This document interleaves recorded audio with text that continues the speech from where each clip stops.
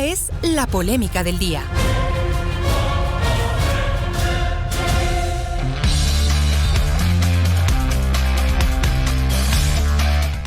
Y la polémica de hoy la hemos titulado así: el testigo de Villavicencio resultó ser más falseta que el cuaderno de Hello Kitty.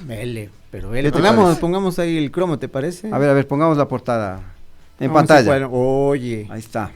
Buena, ¿no? Está inspirado este pana. Ahí está. Me encanta el esfero. Ah, no es esfero, es lápiz. Es lápiz. Ahora sí. Sí te han dado esos, te han regalado esos esferos con cabecita de muñeco, ¿eh? Sí, pero así tan feos nunca, pero así normales sí me das. Ya, bueno.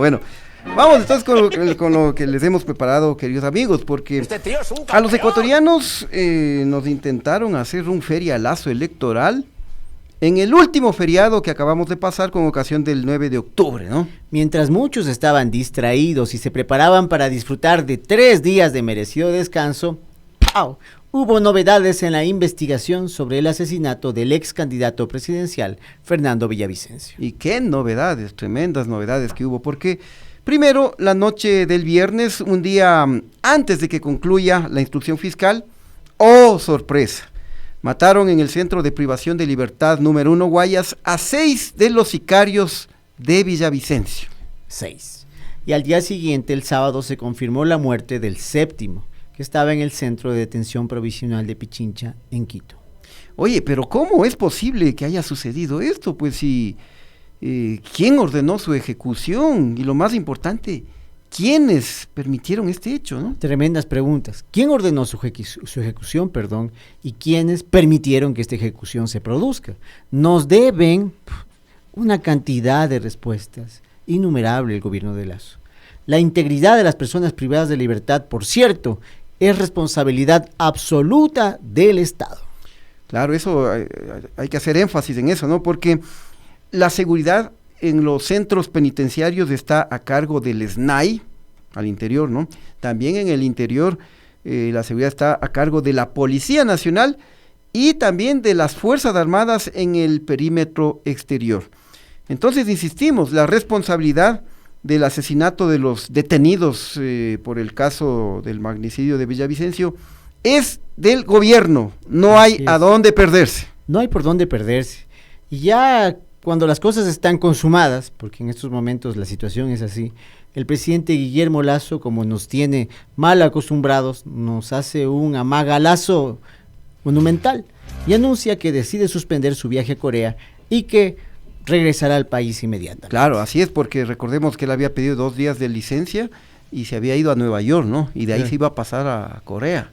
Entonces, para sorprendernos, ya cuando las cosas están consumadas, dice que regresa al país y lo hizo a través de un post. Así es. A ver, tú sabes imitarle al presidente. Tras la información de que los 6 crímenes ocurridos en el Centro de Privación de Libertad número 1 en Guayaquil, he dispuesto sesionar de inmediato al Gabinete de Seguridad. En las próximas horas regresaré al Ecuador para atender esta emergencia. Ni complicidad, ni encubrimiento. Aquí se conocerá la verdad. Eso decía el presi, ¿no? Y vino volando. Vino volando. ¿En cuál lujo socialista vendría volando? No vino un lujo socialista, ¿no? Un avión privado parece que volvió, porque decían que el lujo socialista volvió vacío. ¿Cómo es eso? Entonces, cuidado, por ahí la Contraloría podría decir que es un mal uso del avión presidencial, como lo hicieron con otro gobierno, ¿no? ¿Y por qué no volverían el lujo socialista? No lo sabemos. ¿Allá? Bueno, y bueno, vino como flash más o menos vino el presidente. Inmediatamente Lasso reunió al Gabinete de Seguridad y luego se anunciaron las siguientes medidas, ¿no? Pero ya, como digo, ya estaba consumado. ¿Qué sacas anunciando tanta vaina? A ver, ¿qué fue lo que anunció? En primer lugar, traslado de 6 personas privadas de la libertad vinculadas con la investigación por el asesinato de Fernando Villavicencio para resguardar su seguridad. Segundo, remoción del cargo del director de la SNAI, Luis Ordóñez, y el respectivo encargo al coronel Fausto Cobo, actual director del CIES. Tercero, disponer la separación del cargo del director general de investigación de la Policía Nacional, general Alain Luna, con la consecutiva baja y la reorganización del alto mando policial. Cuarto, presentación de la denuncia penal contra José M., director subrogante de la CPL Guayas número 1, quien ya ha sido detenido por la Policía Nacional para que rinda su versión ante la Fiscalía. Ya. Hasta aquí el comunicado, señor secretario. Ya, esas son las acciones que se anunciaron, ¿no? Y ya vamos a profundizar en algunas de ellas. Y dentro de estas medidas, como ustedes recuerdan, se anunció la salida del comandante de la policía, el general Fausto Salinas, del subcomandante Manuel Íñiguez, del inspector Fausto Olivo y del director de investigación Alain Luna. Salinas, muy conchudo, ¿a qué te gusta esa palabra? Muy conchudo, se fue sonriente diciendo que ha cumplido su misión de manera exitosa. Así es. Vamos a presentarles un extracto de unas declaraciones que dio a la salida del Palacio de Gobierno el día sábado, ¿no? Salió con el pecho así, diciendo que ha cumplido la misión, que falta que le condecoren nomás. A ver, vamos a mirar y a escuchar lo que dijo el general Salinas. Estamos tranquilos, como les digo, contentos de haber seguido al país, orgullosos del trabajo que se ha hecho, de haber cumplido muchas metas, hitos personales y profesionales, y solo le digo gracias a los ciudadanos ecuatorianos, a los medios de comunicación que me han acompañado desde muy joven, y sigan adelante también. Ay, ¿no? Se ha ido contento, dice. Así dice, que se va contento. ¿Cómo puede irse contento si la seguridad de nuestro querido Ecuador ha sido un desastre? La tasa de homicidios está en 40 por cada 100,000 habitantes, algo histórico, la más alta acá en la región. Y antes de la remoción de Salinas hubo este asesinato de los sicarios de Villavicencio, 6 en Guayaquil, 1 en Quito, y la policía estaba custodiando los centros penitenciarios, un desastre, y sale a decirme, voy contento, misión cumplida. ¿A qué misión se referirá? Yo no había reparado en ese detalle, pero es absolutamente afásico, ¿no? Disfásico, fuera de la realidad, totalmente una desconexión frente a los resultados. Debería decirse, bueno, ya se acabó esto, gracias, que venga el siguiente y lo haga mejor. La verdad, sentirse contento con todo lo que está viviendo el país. Sí, o sea, con esta inseguridad, una autoridad policial debió haberse ido hace rato y con el rabo entre las piernas, no contento. ¿Y Zapata? Zapata le mantienen ahí, oye. Al ministro de Interior. Que es otro inutilazo, oye. ¿Se mantiene? ¿Cómo se mantiene? Oye, ¿qué acuerdos habrá? ¿Qué cosas habrá ahí? Es raro, ¿no? Ni siquiera lo toman en cuenta. Posteriormente a esta declaración se anunció el nombramiento del general César Zapata Correa, vaya combinación, como nuevo comandante de la policía. Otra de las fantochadas fue encargarle nuevamente la SNAI al coronel Fausto Cobo, director del CIES. Recordemos, ¿no? Pongamos un video mientras lo vamos comentando. Porque esto es también, no sé si es para reírse, ¿no? Porque recordemos que en las masacres carcelarias que se dieron, especialmente en la penitenciaría del Litoral, ya le encargaron pues a Fausto Cobo el SNAI. Ahí está, mira. Y ahí tenemos un video en el que hizo el show, que ingresó a la penitenciaría en un tractor. Ahí está. En un tractor con chaleco antibalas, y cuando estuvo al frente del SNAI, Fausto Cobo, hubo otra masacre carcelaria en la propia penitenciaría. Sí. O sea, no sirvió para nada. Y ahora insisten con lo mismo. Bueno, esta escena no creo que se repita, ¿no? Sería capaz de subirse al Cobre y hacer exactamente lo mismo. Bueno, ahora se ha de subir a uno de estos vehículos, ¿cómo son? Los tácticos, los Cobra. Los tácticos, los Cobra. Capaz claro. Que se suben uno de esos. Es que en eso no tenían el Cobra, si no se hubiera subido ahí. Saludos a toda la gente, me voy a como Bob el Constructor. Uh-huh. Y algo que es muy grave, queridos amigos, y que se debe tomar en cuenta, es que un día antes del asesinato de los 6 sicarios del Centro de Privación de Libertad número 1 Guayas, hubo una alerta de la Dirección General de Inteligencia para que se traslade a 2 de ellos a otro centro penitenciario, porque se iba a atentar contra su integridad. O sea, que tuvieron todas las alertas del caso. Sin embargo, del SNAI no existió un documento que autorice el traslado de los 2 PPLs. Veamos esta alerta hecha por la inteligencia.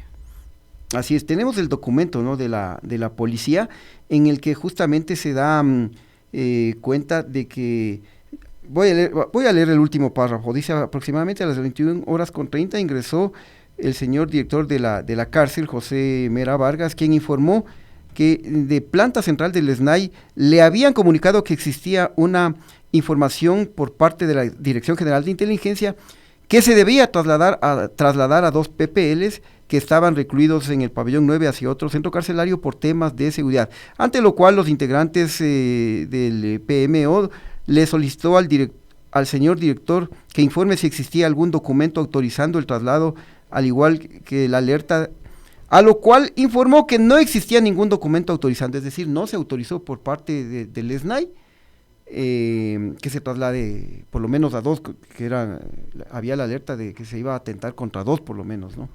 Entonces aquí hay una responsabilidad del Ejecutivo, porque el SNAI es una institución del Ejecutivo, al director del SNAI le nombra el presidente de la República, Guillermo Lasso. O sea, a pesar de tener la alerta, no hubo un documento operativo, digamos, logístico para el traslado, así de simple. Exactamente, no se dio este traslado. Y luego, pues, todos sabemos lo que pasó al día siguiente, ¿no? O sea, ¿qué ha dicho el SNAI sobre esto? Bueno, ahora ya no hay ni siquiera director, le encargaron a Fausto Cobo, pero bueno, en esos días el SNAI no dijo nada, se removió a su director y con eso, pues, no se aclaran las cosas, ¿no? O sea, incluso le preguntaron ahí en esa entrevista al comandante de policía al salir, y dijeron, ¿qué pasa con estos muertos? Y dijo, bueno, es cuestión del SNAI. ¿Te acuerdas? Se lavaron las manos. Se lavaron las manos olímpicamente. Luego, la Fiscalía General del Estado también hizo su parte. Como un as bajo la manga, salió con la novedad de que apareció un testigo quien bajo juramento habría narrado los preparativos y montos ofrecidos por los autores intelectuales. Ya, aquí tenemos en la cuenta institucional de la Fiscalía, de la red social X, y hasta ahora está puesto, ¿no? Porque es un post fijado, le quieren dar relevancia a esto, ¿no? Y dice lo siguiente: comunicado, en torno al cierre de la instrucción fiscal sobre el presunto asesinato del ex candidato a la presidencia Fernando Villavicencio, se informa lo siguiente. La Fiscalía General informa a la opinión pública que, con base en lo dispuesto por la ley, ha concluido la instrucción fiscal en la investigación por el presunto asesinato del ex candidato Fernando Villavicencio. Además, es importante señalar que durante la mañana y tarde de hoy se receptó el testimonio anticipado de un testigo de los hechos, quien bajo juramento, entre otras cosas, narró los preparativos y montos ofrecidos por los autores intelectuales. Además, señaló a quienes habrían dado la orden para cometer el crimen. Ante esto y otros elementos recabados durante la instrucción fiscal, se iniciará la investigación para determinar a los autores intelectuales del delito. ¡Oh, sorpresa! Apareció un testigo de Jehová. Y solicitan a la ciudadanía mantenerse informado por los canales oficiales. Que hay bastantes cosas para pensar, ¿no? Un testimonio anticipado de un testigo de los hechos, quien bajo juramento, entre otras cosas. ¿Qué quiere decir ese término, entre bajo juramento, entre otras cosas? O sea, bastante para pensar, porque bajo juramento es una figura contundente, no creo que necesite ningún agregado, ¿no? O sea, así es, y aquí se va armando este relato, ¿no? Porque sale la Fiscalía con este anuncio de este testigo inesperado para muchos. Paralelamente apareció pues Cristian Zurita, amigo de Villavicencio, y quien se niega rotundamente a que se explote el teléfono celular del ex candidato. Apareció Zurita para decir que el testigo responsabilizó al gobierno de Correa, la culpa es de Correa entonces. Según Zurita, así es. Y mira, él también tiene el POTS fijado. Así, ¿no? Cierto que tiene el POTS igualito fijado. Que la Fiscalía. Estamos viendo. Testimonio adelantado del único testigo que les faltó matar y que se encontraba protegido.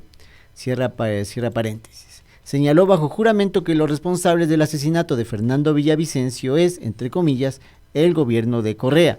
Ya está en el proceso. Ya sabemos dónde buscar. Es su fin. Sin punto final.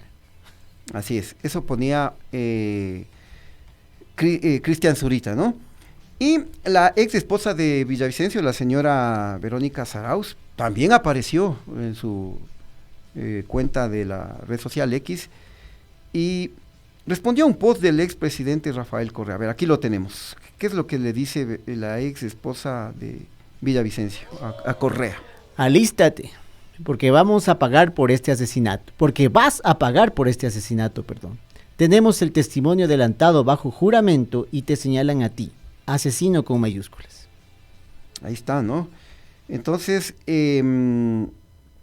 aquí lo que llama mucho la atención es, ¿cómo así, pues, en este caso Verónica Zarauz, y cómo así, pues, Cristian Zurita ya tenían acceso a lo que declaró el testigo protegido? O sea, ¿Cómo así? Yo no entiendo eso. No sé si ustedes entienden eso, queridos amigos. O sea, se supone que es investigación reservada, y los primeros en tener esto son la gente cercana a Villavicencio. Más que dan todo por consumado. O sea, esto es así. O sea, esto ya está señalado. La responsabilidad es exactamente de Correa, dicen, ¿no? Claro, ya dicen que esto es así y punto. Y por eso le dice asesino, la esposa Claro. de Villavicencio le dice a Rafael Correa, asesino. Sí, Alístate porque vas a pagarles por este asesinato. O sea, eso también no es así espontáneo. Eso es parte de un discurso al que ellos dos están accediendo y que quieren ponerlo en escena de esa forma. ¿Quiénes más están tanto en la hechura de este discurso como en su reproducción y difusión? Son varias personas más, todas relacionadas con el gobierno o con este espacio de oposición. Así es, y bueno, y como era de esperarse, pues luego de todo esto hubo una avalancha de comentarios en redes sociales que ponían en duda esta famosa versión del testigo. Un testigo que apareció justo a una semana de la segunda vuelta, listo para culpar al correísmo. Así es, ¿no? Entonces muchos estarán preguntando, ¿por qué no aparecieron testigos para aclarar el asesinato de Rubén Cherres o para aclarar el asesinato del alcalde de Manta, Agustín Intriago? Ahí no ha habido testigos, ¿no? Sobre otros tantos casos, ¿no? Y por muchísimos otros casos. Y sobre esos casos que hemos mencionado, Rubén Cherres, exalcalde de Manta, la fiscalía no ha dicho ni pío. Uh-huh. Nada. Veamos estos dos videos. Ya, a ver, Ramiro Aguilar. Tenemos una reacción en primer lugar del abogado Ramiro Aguilar. Entonces, tarde o temprano, Edison, tarde o temprano se sabrá quiénes ordenaron la muerte de Villavicencio y por qué. Así como tarde o temprano el país tendrá que saber, ya sin luto, sin la viudez, quién era Fernando Villavicencio. Y en ese contexto, cuando asome la verdad, la fiscal se va a ver en graves aprietos cuando la verdad, que evidentemente está alejada de esta versión política de que el correísmo tuvo algo que ver en el crimen de Villavicencio, cuando el mero sentido común te dice que el correísmo quería una primera vuelta tranquila sin que se levante ninguna ola porque estaban muy bien posicionados en las encuestas y que podían haber ganado en primera vuelta. Entonces, ese sentido común que lo pierde el electorado en las elecciones anteriores y provoca la segunda vuelta.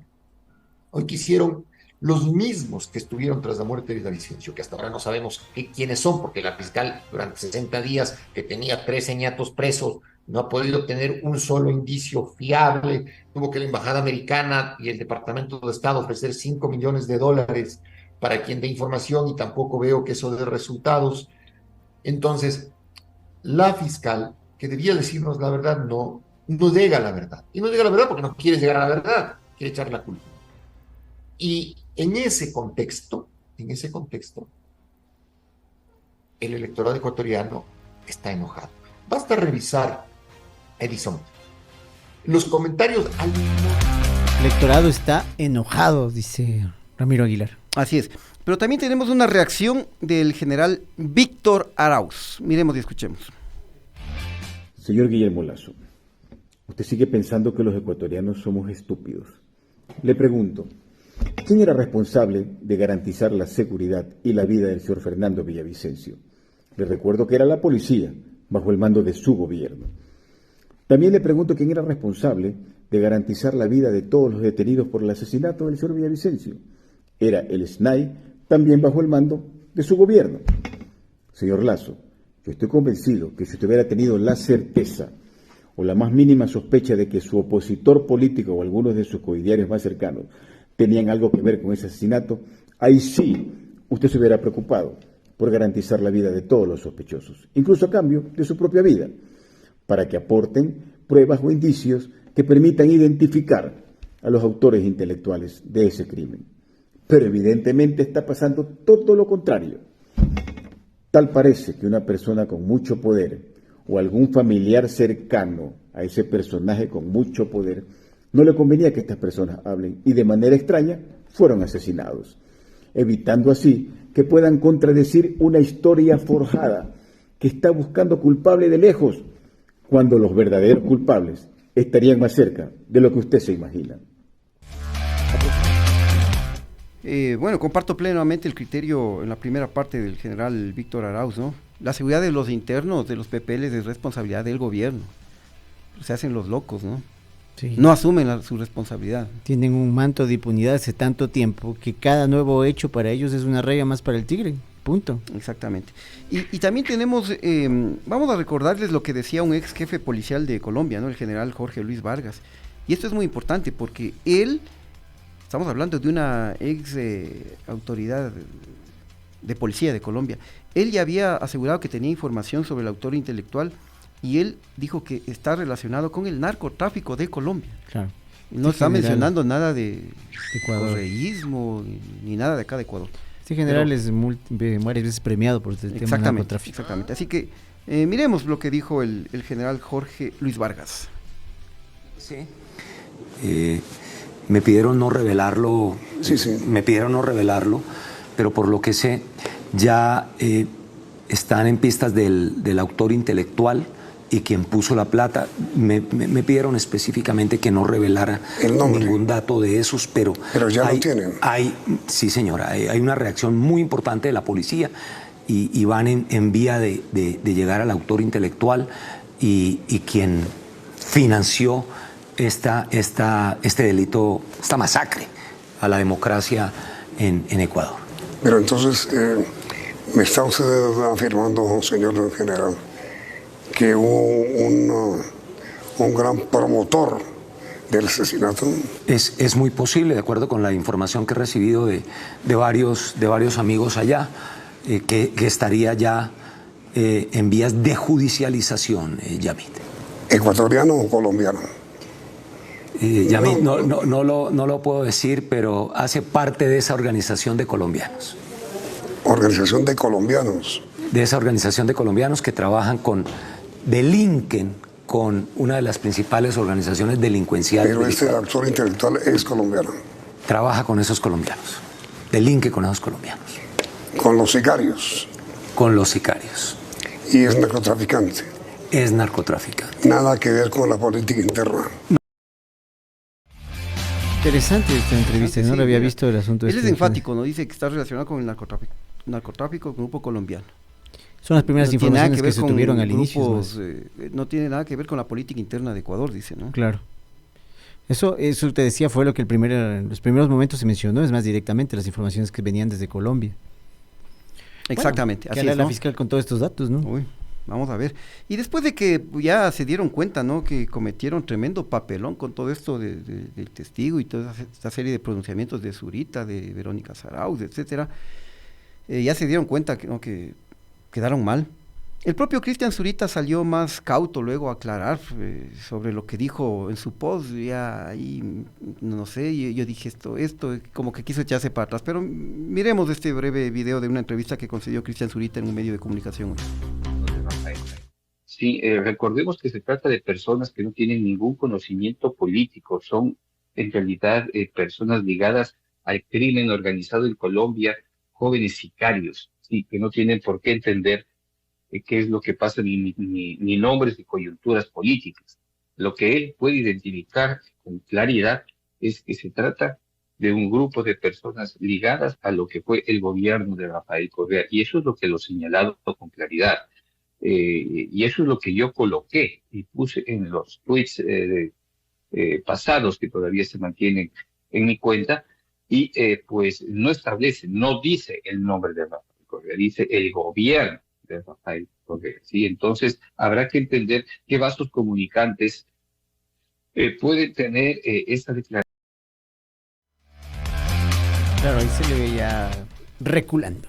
Exactamente, ya no le quedó otra, no le quedó otra. Bueno, y para finalizar les cuento que esta mañana fue revelada por medios digitales, ¿no?, la identidad de este famoso testigo de Jehová, ante lo cual la Fiscalía salió a advertirles que pueden ir a parar a la cárcel quienes hicieron público su nombre.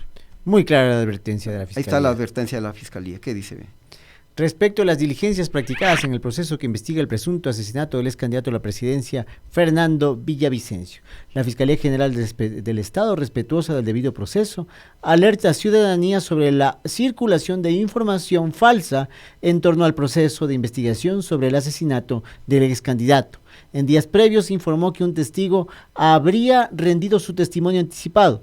Dicho testimonio ha sido tomado con observancia a los procedimientos pertinentes que la ley procesal dispone, sin haber mediado condición alguna más que los trámites propios para un proceso penal. Asimismo, parte fundamental del cumplimiento que la ley procesal penal requiere es mantener en reserva la identidad de un testigo protegido, cuya revelación de la misma está sancionada con pena privativa de libertad de 5 a 7 años, conforme lo establece el artículo 273 del COIP.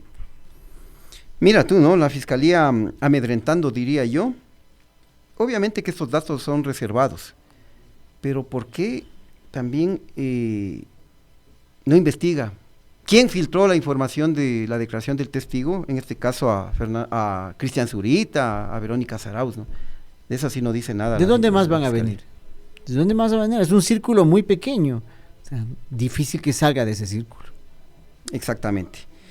Bueno, queridos amigos, se nos ha acabado el tiempo. Tenemos que irnos. Saquen ustedes las conclusiones, si es que tiene validez este testigo que ha aparecido de último momento, coincidentemente a una semana de la segunda vuelta electoral, ¿no? Muy bien, regálenos su like y nos vemos mañana aquí en Bajo el Ocaso. Gracias, amigos. Hasta mañana. Chao, chao. ¿no? Chao.